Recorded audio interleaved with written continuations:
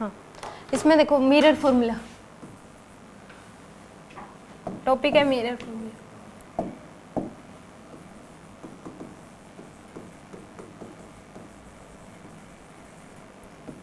Mirror formula से helping raise कर लो पहले।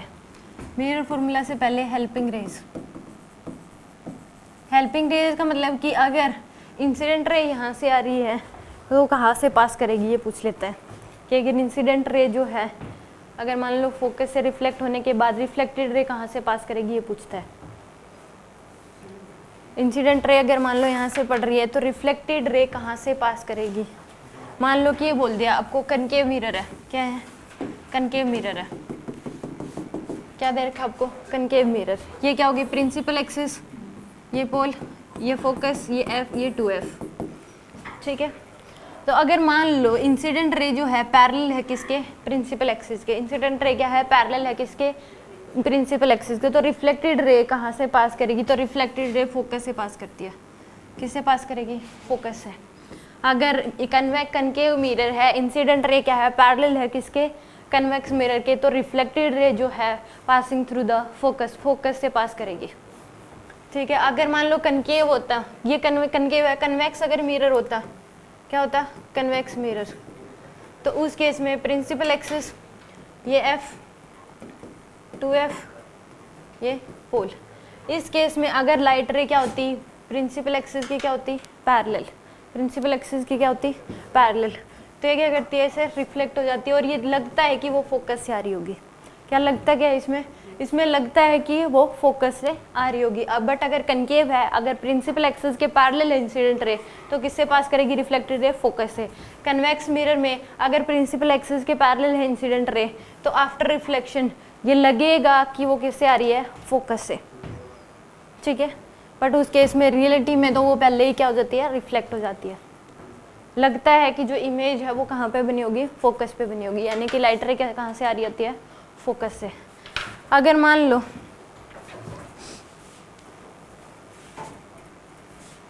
कनकेव मिरर दे रखा, क्या दे रखा आपको, कनकेव मिरर, ये पोल, ये एफ और 2f को ही क्या बोल देते हैं, सेंटर ऑफ कर्वेचर। 2f को क्या बोलते हैं, सेंटर ऑफ कर्वेचर। अगर लाइट रे जो है इंसिडेंट रे सेंटर ऑफ कर्वेचर पे पड़ी तो मिरर पे क्या पड़ती है, नॉर्मली पड़ती है। उस केस में मिरर पे क्या पड़ती है, नॉर्मली, और अपने पाथ को क्या कर जाती है, रिट्रेस बैक, अपने पाथ को क्या करती है, रिट्रेस बैक करती है। अगर light ray incident ray centre of curvature से पास करके मिरर पे पड़ेगी तो मिरर पे क्या पड़ती है, वो नॉर्मली पड़ती है और आफ्टर रिफ्लेक्शन अपने पाथ को क्या कर जाती है, रिट्रेस बैक करती है।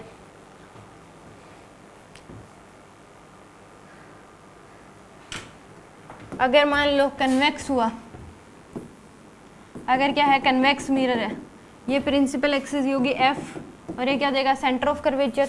इस केस में लाइट रे जो है मिरर पे क्या पड़ती है, नॉर्मली पड़ती है। लाइट रे क्या पड़ती है मिरर पे, नॉर्मली। तो उस केस में यानी कि उस केस में क्या दिखाई देता है कि वो सेंटर ऑफ कर्वेचर नॉर्मली पड़ेगी, तो लाइट रे क्या करती है, अपने पाथ को रिट्रेस बैक करती है और ये लगता है कि कहाँ से आ रही होगी, सेंटर ऑफ कर्वेचर से। इसमें क्या होती है, सेंटर ऑफ कर्वेचर से अगर पास करेगी तो मिरर पे क्या पड़ती है, नॉर्मली पड़ती है और रिफ्लेक्ट आफ्टर रिफ्लेक्शन क्या करती है, अपने पाथ को रिट्रेस बैक करती है। इसमें भी सेम, मिरर क्या पड़ती है, नॉर्मली पड़ती है और ये लगता है कि सेंटर ऑफ कर्वेचर से आ रही है और अपने पाथ को क्या कर जाती है, रिट्रेस बैक। यानी कि इसमें क्वेश्चन आता है कि इंसिडेंट रे जो है वो यहाँ से पास कर रही है, तो रिफ्लेक्टेड रे के बारे में बताओ। रिफ्लेक्टेड रे अगर यहाँ से पास करी तो इंसिडेंट रे कैसे आई होगी, तो ये पूछ लेता है इस केस में। ये इसको बोलते हैं हेल्पिंग रेज। बना लिया। अगर मान लो कनकेव मिरर दे रखा, हमको क्या दे रखा है, कनकेव मिरर, ये प्रिंसिपल एक्सिस, ये पोल। अगर इंसिडेंट रे पोल पे, पोल और प्रिंसिपल एक्सिस के साथ जितना एंगल बनाती है, इंसिडेंट रे कहाँ पे बड़ी, पोल पे, तो इस केस में ये इंसिडेंट रे और प्रिंसिपल एक्सिस के साथ जितना एंगल है आफ्टर रिफ्लेक्शन उतना ही एंगल बनाते हुए क्या करती है, रिफ्लेक्ट हो जाती है। आफ्टर रिफ्लेक्शन क्या हो गए, उतना ही एंगल बनाएगी किसके साथ, प्रिंसिपल एक्सिस और रिफ्रैक्टेड। यानी कि इंसिडेंट रे अगर पोल पे पड़ी है तो उस केस में इंसिडेंट रे और प्रिंसिपल एक्सिस के साथ जितना एंगल है आफ्टर रिफ्लेक्शन उतना ही एंगल बनाते हुए क्या हो जाती है, रिफ्लेक्ट हो जाती है। यानी कि प्रिंसिपल एक्सिस और रिफ्लेक्टेड रे के बीच भी एंगल क्या होगा, उतना ही होता है।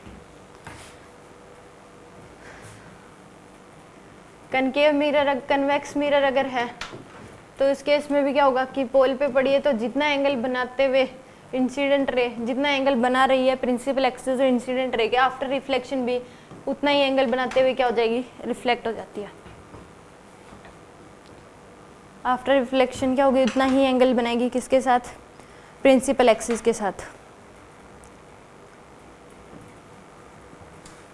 ठीक है, एक होता है फोकल प्लेन, एक क्या होता है फोकल प्लेन। मान लो मिरर दे दिया आपको, ये क्या होगी प्रिंसिपल एक्सिस, ये पोल।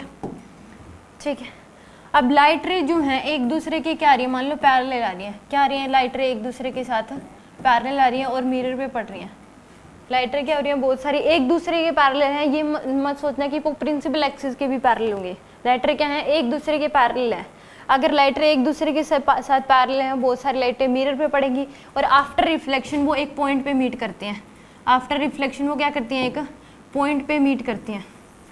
आफ्टर रिफ्लेक्शन वो किस पे मीट करती हैं, एक पॉइंट पे मीट करती हैं।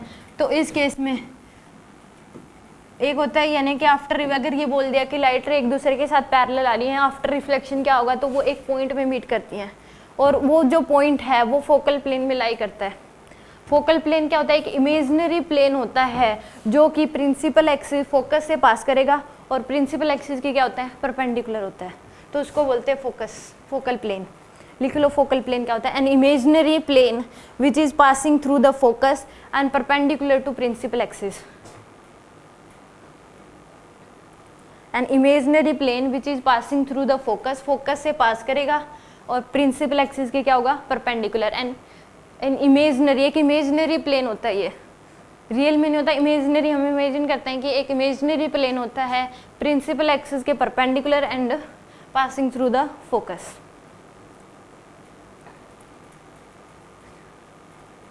और ये अगर लाइट रे ये बोल दिया कि मिरर है, तो उस केस में अगर लाइट रे एक दूसरे के साथ पैरेलल है, incident ray parallel to each other, then after reflection they meet at a point and this point is lies on the focal plane. वो वाला पॉइंट किस में लाई करता है, फोकल प्लेन में लाई करता है। क्वेश्चन ये आ जाए कि अगर इंसिडेंट रे एक दूसरे के साथ क्या है, पैरेलल हैं, आफ्टर रिफ्लेक्शन क्या होगा, तो after reflection reflected ray meet at a point, तीनों की तीनों एक पॉइंट में मीट करेंगी और दिस पॉइंट लाइज ऑन है फोकल प्लेन, और वो पॉइंट प्लेन जो पॉइंट है किस में लाई करता है, फोकल प्लेन में लाई करता है। Incident ray are parallel to each other, then after reflection they meet at a point. Incident ray are parallel to each other and after reflection they meet at a point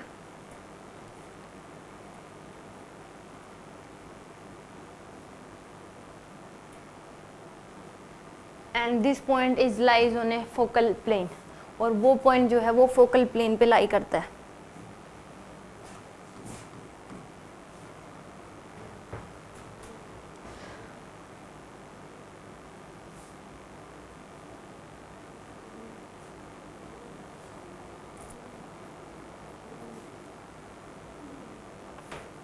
समझ आ गया, ये थी helping रे। अब पढ़ते हैं mirror formula के बारे में। बना लो जल्दी बना।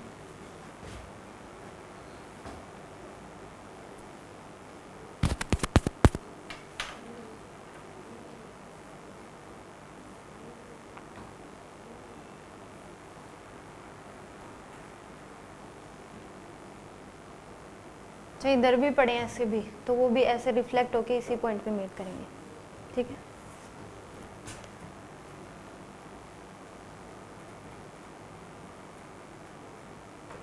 हो गया ना।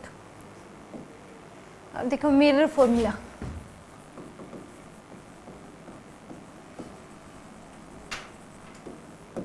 मिरर फॉर्मूला क्या है कि 1/u plus 1/v equal to क्या है, 1/f।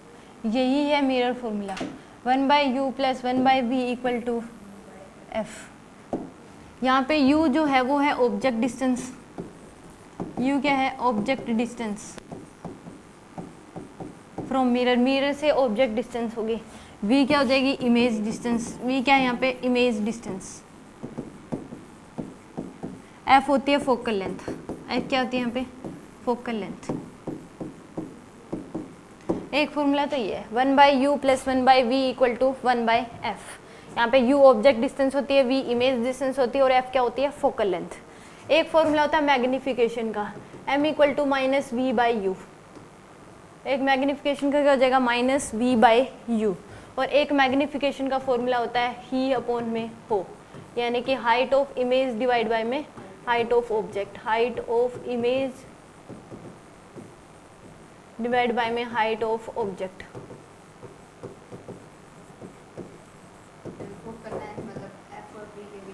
जो डिस्टेंस होती है वही ही/में क्या हो जाएगी, हो। देखो मैग्निफिकेशन का रियल में जो मतलब होता है, हमने पढ़ लिया कि किस केस में <1 होगी, किस केस में >1 होगी।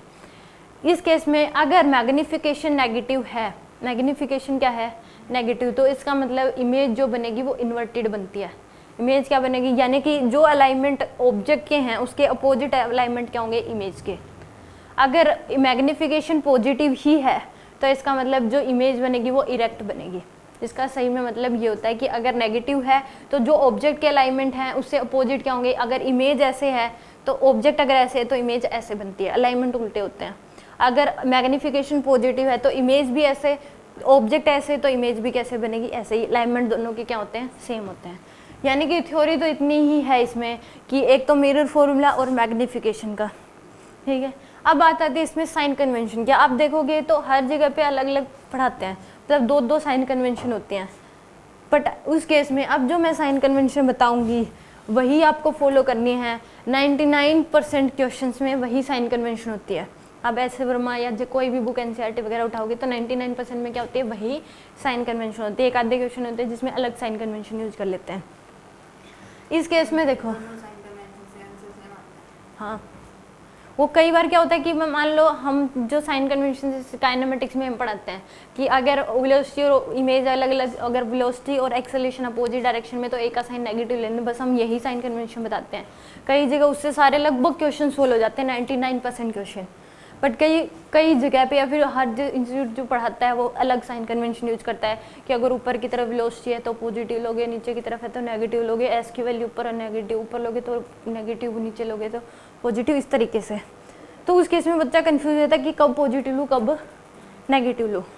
तो इसी प्रकार अब जो साइन कन्वेंशन से आपसे लगभग सारे के सारे क्वेश्चन सोल्व हो जाएंगे 99%। एक आधे क्वेश्चन होते हैं वो आपको देख के पता लग जाएगा कि इसमें क्या साइन कन्वेंशन यूज कर रखी है, क्योंकि दो दो साइन कन्वेंशन होंगी तो कन्फ्यूजन आता है बहुत ज़्यादा, ठीक है। वे इसके लिए ये, इसके लिए ये, इसके लिए ये, दोनों में ही, चाहे वो कन्वेक्स हो कनकेव, आप दोनों में यही साइन कन्वेंशन रखोगे, ठीक है। कोई एक आधा क्वेश्चन आप आए तो आप डिस्कस कर लेना सबसे। अब मान लो साइन कन्वेंशन क्या होंगी,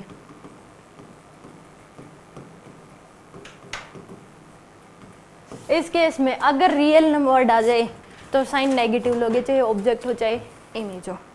अगर रियल ऑब्जेक्ट बोल दिया, रियल इमेज बोल दी तो साइन क्या लोगे, नेगेटिव। मान लो रियल ऑब्जेक्ट है, क्या दे दिया आपको, रियल ऑब्जेक्ट, तो यू का साइन क्या लोगे आप, नेगेटिव। अगर रियल इमेज भी है तो भी वी का साइन क्या लोगे, नेगेटिव लोगे। अगर वर्चुअल ऑब्जेक्ट है, क्या है वर्चुअल ऑब्जेक्ट, तो यू का साइन क्या लोगे आप, पॉजिटिव। रियल के लिए क्या लेना है, नेगेटिव लेना है, वर्चुअल के लिए पॉजिटिव। वर्चुअल इमेज भी है तो भी साइन क्या लोगे आप, positive. Virtual image, sorry, virtual image है तो साइन क्या लोगे आप, पॉजिटिव। क्योंकि हम रियल जो चीज़ें होती हैं उसमें हमेशा आप इस तरीके से याद करें, जो रियल जो चीज़ें होती हैं हम उसके लिए हमेशा क्या रहते हैं, नेगेटिव से रहते हैं। हमारे लिए जो चीज़ वर्चुअल है, जब हम उसको देख ही नहीं सकते, मिल नहीं सकते, तो हम उसके लिए पॉजिटिव रहते हैं थोड़ा सा। हमारे जितने हीरो हीरोइन हैं हमें लगता है पता नहीं क्या होंगे क्या होंगे, क्योंकि वो हमारे लिए वर्चुअल है, हम टीवी पे देखते हैं उनको, रियल लाइफ में नहीं देखते। पर जितने दोस्त वगैरह होते हैं, बट हम उनसे क्या होते हैं, ज़्यादातर नेगेटिव ही रहते हैं, क्योंकि वो हमारे सामने होते हैं हमेशा ही। रियल पर्सन मतलब हमारे सामने, तो इसलिए हम नेगेटिव सोचते हैं, नेगेटिव ज़्यादा विचार आते हैं। उनके जो रे के जो हमारे लिए वर्चुअल हम नहीं मिल सकते, हम एक स्क्रीन पे देखते हैं बस उसको, तो हम उनके बारे में ज़्यादातर पॉजिटिव ही सोचते हैं, नेगेटिव सोचते ही नहीं है। तो इस केस में वर्चुअल ऑब्जेक्ट और इमेज के लिए पॉजिटिव, रियल के लिए क्या लोगे, नेगेटिव।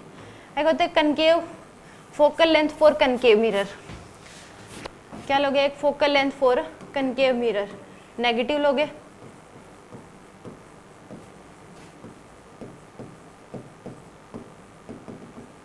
कनकेव मिरर है तो नेगेटिव फोकल एफ की वैल्यू क्या होगी, नेगेटिव होगी, और focal length for convex mirror के लिए क्या लोगे, पॉजिटिव, क्योंकि इसमें ज़्यादातर जो बनती हैं वो क्या बनती है, वर्चुअली बनती हैं सारी, मीन्स क्या होता है बढ़ती, तो इसके लिए एफ की वैल्यू क्या होगी, पॉजिटिव।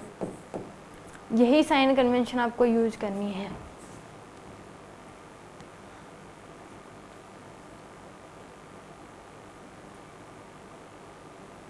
ठीक है, यानी कि अगर रियल ऑब्जेक्ट है तो नेगेटिव, रियल इमेज बन रही है तो नेगेटिव, वर्चुअल ऑब्जेक्ट है तो पॉजिटिव, वर्चुअल इमेज है तो पॉजिटिव, फोकल लेंथ का जो साइन है कनकेव मिरर तो नेगेटिव, कन्वेक्स है तो पॉजिटिव। ठीक है, तो इसके क्वेश्चन कर लेते हैं एक आधे।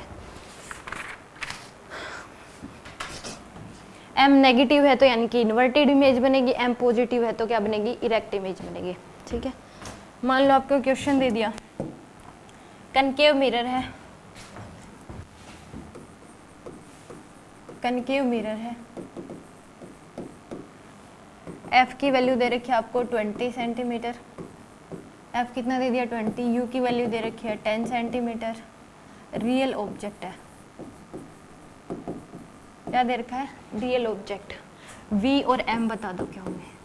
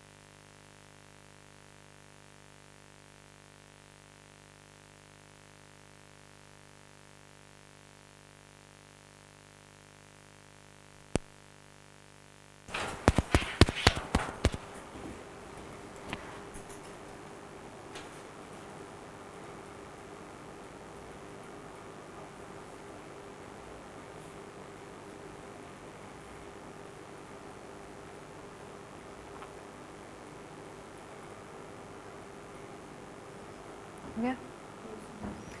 यानी कि इसमें ऑब्जेक्ट जो यानी कि कन्वेक्स मिरर दे रखा आपको, रियल ऑब्जेक्ट है, डिस्टेंस कितनी दे रखी है यहाँ पे 100 सेंटीमीटर, एफ की वैल्यू दे रखी है आपको कितनी 40 सेंटीमीटर।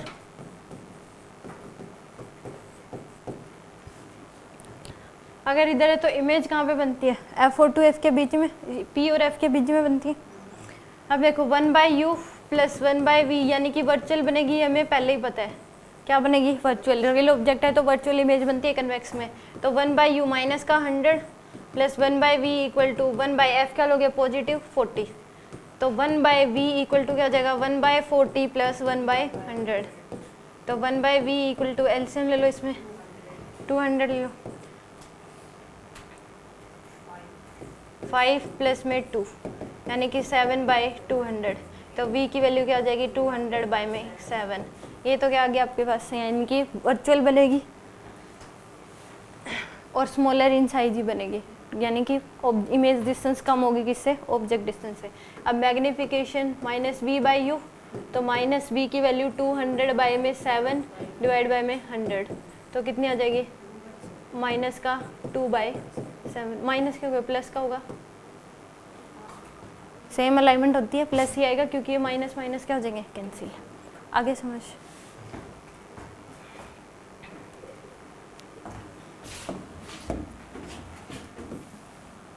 दो मिरर दे रखे आपको,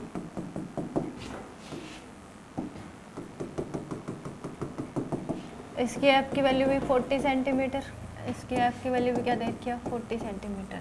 इन दोनों मिरर्स के जो बीच का गैप है वो दे रखा आपको 140 सेंटीमीटर। ये प्रिंसिपल एक्सिस, ये M1 मिरर है, क्या है M2। ऑब्जेक्ट यहाँ पे रखा हुआ है 60 सेंटीमीटर पे M1 से, ऑब्जेक्ट कहाँ पे रखा है 60 सेंटीमीटर M1 से।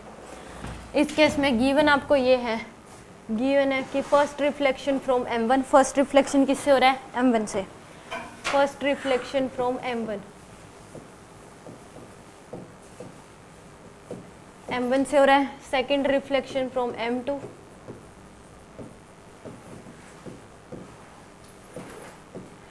फाइंड आउट करना है, फाइंड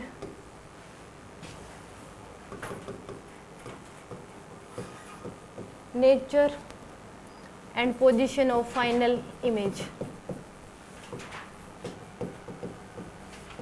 फाइनल इमेज का नेचर और पोजीशन बतानी है क्या होंगी।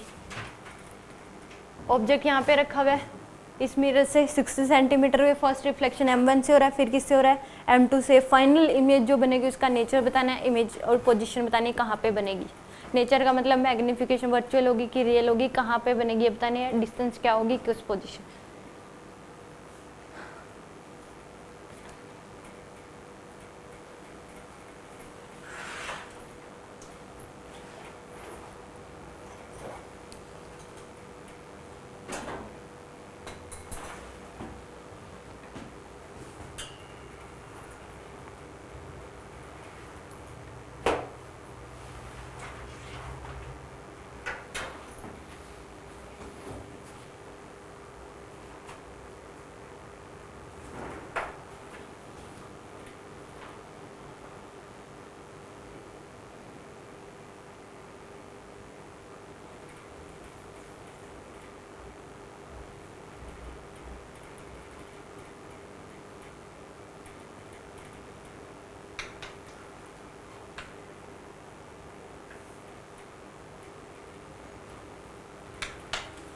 यानी कि यहाँ पे दो बार मिरर फॉर्मूला लगेगा, पहले M1 के लिए फिर M2 के लिए। जो इसकी इमेज बनेगी फिर उससे ऑब्जेक्ट डिस्टेंस क्या होगी काउंट होगी, वो उसके लिए क्या करेगा ऑब्जेक्ट का काम करेगा। इसकी इमेज बनेगी उसके लिए क्या होगा object,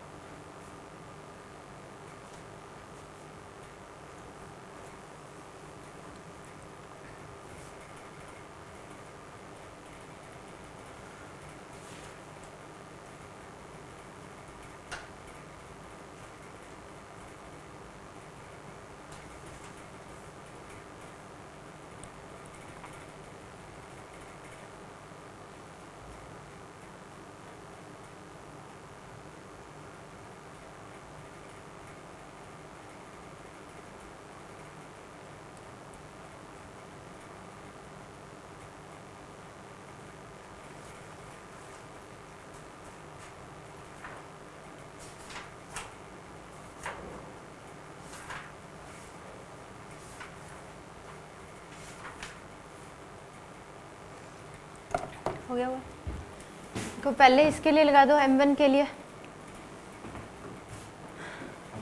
1/u for m1 1/u plus 1/v equal to 1/f 1/u की वैल्यू क्या आ जाएगी माइनस का 60 प्लस 1/v इक्वल टू 1/-40 तो 1/v इक्वल टू क्या आ जाएगा माइनस का 1/40 प्लस का 1/60 एलसीएम ले लो 240 120 ले लो कितना आ जाएगा माइनस का तो 1 में 120 माइनस का 1/120 आ जाएगा। तो यहाँ पे v की जो वैल्यू है वो किसके इक्वल आ जाएगी माइनस का 120 सेंटीमीटर। मैग्निफिकेशन कितना आ जाएगा इसके लिए माइनस का v/u यानी कि माइनस 120 डिवाइड बाय में माइनस का 60 कितना आ जाएगा माइनस का 2 तो बड़ी बनेगी रियल ये बनेगी। दोनों का बीच का गैप क्या दे रखा 140 तो यहाँ पे बन जाएगी और डिस्टेंस क्या हो जाएगी इसकी यहाँ से 120 सेंटीमीटर।